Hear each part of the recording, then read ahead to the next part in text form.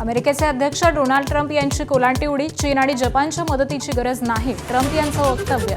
तर सर्वांनी मिळून होर्मुझमध्ये पेट्रोलिंग करू, असं काल ट्रम्प यांचं वक्तव्य. होर्मुझ पार करून आलेलं नंदादेवी जहाज भारतात पोहोचलं, तर काल शिवालिक जहाज गुजरातच्या मुंद्रा बंदरात पोहोचलं. दोन्ही जहाजांमध्ये आहेत 83,000 टन एलपीजी.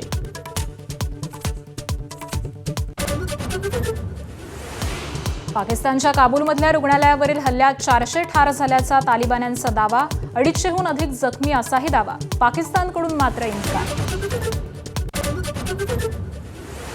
चीनकडूनही तैवानच्या सीमेवर 26 लढाऊ विमानं तैनात. 7 चीनी युद्धनौकाही तैवानच्या समुद्रात दाखल.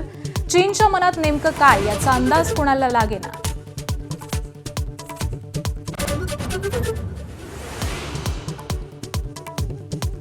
पुण्यातल्या गॅस एजन्सी बाहेरच्या रांगा संपल्या. पुणेकरांना 96 तासांनंतर गॅस सिलेंडर मिळणार असल्याची जिल्हाधिकाऱ्यांची माहिती. जिल्हाधिकाऱ्यांच्या निर्णयानंतर आज रांगाच नाहीत. उपमुख्यमंत्री एकनाथ शिंदे दिल्ली दौऱ्यावर. पंतप्रधान नरेंद्र मोदी आणि अमित शहांची भेट घेणार.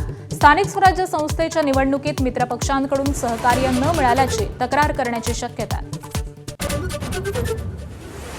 सत्ताधारी आजही जितेंद्र आव्हाडांच्या निलंबनाची मागणी करणार. अध्यक्ष आणि गटनेत्यांच्या बैठकीत मुद्दा उचलणार असल्याची शंभूराज देसाईंची माहिती. शिवरायांसंबंधी अवमानकारक उद्गार काढल्यानं आव्हाडांनी मागितली काल माफी.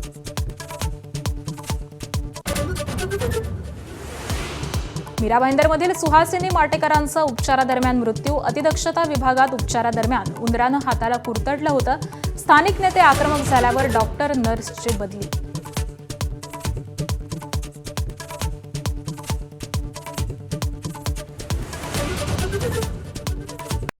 Headlines brought to you by Chitale Bandhu. ABP माझा, उघडा डोळे बघा नीट.